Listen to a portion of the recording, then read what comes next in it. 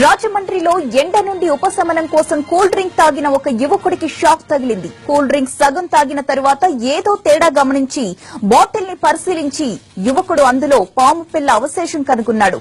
Cool drink కారణంగా వాంతులు మొదలవడంతో ఆసుపత్రి పాలయ్యాడు బాధితుడు నాగార్జున.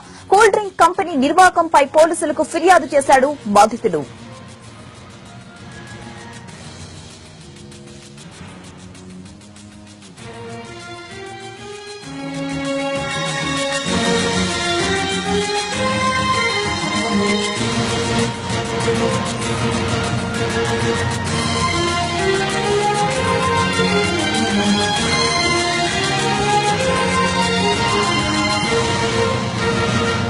ఈ ఘటనకు సంబంధించిన పూర్తి సమాచారం అందించడానికి మా ప్రతినిధి శ్రీనివాస్ రాజమండ్రి నుంచి సిద్ధంగా ఉన్నారు. శ్రీనివాస్, చెప్పండి. విజువల్ లో చూసినట్లయితే పెద్దగానే ఉంది పాము పిల్ల. అది బాటిల్లో ఎలా వచ్చింది, ఏం చెప్తున్నారు దానికి సంబంధించి షాప్ వాళ్ళు? అలాగే అతను ఫిర్యాదు కూడా చేసినట్లు తెలుస్తోంది. పోలీసులు దీనిపై దర్యాప్తు చేపట్టారా?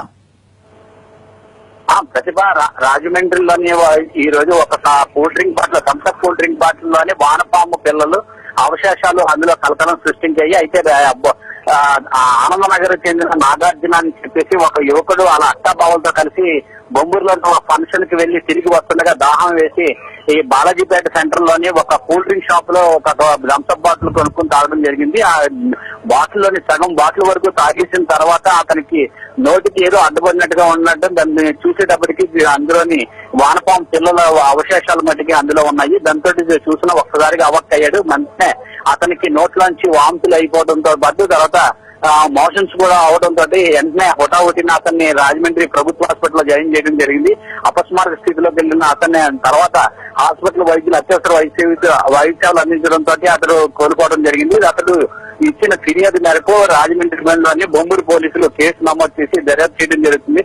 అయితే ఈ కూల్ డ్రింక్ లోని ఒక కూల్ డ్రింక్ థమ్సప్ నిర్వాహకులు అయిన ఈ కంపెనీ నిర్వాహకులే నిర్లక్ష్యం కారణంగా ఇటువంటి జరుగుతున్నాయి. వాళ్ళు పట్టించుకోకుండా ఇటువంటి వ్యవహరించడం కారణంగానే ఇటువంటి అవకాశాలు రాతున్నాయి. ఇప్పుడు కూడా వాట్సాప్ లో అసలు ఎక్కడో ఏదో జరిగిందని చెప్పి చూసాం తప్ప ఇప్పుడు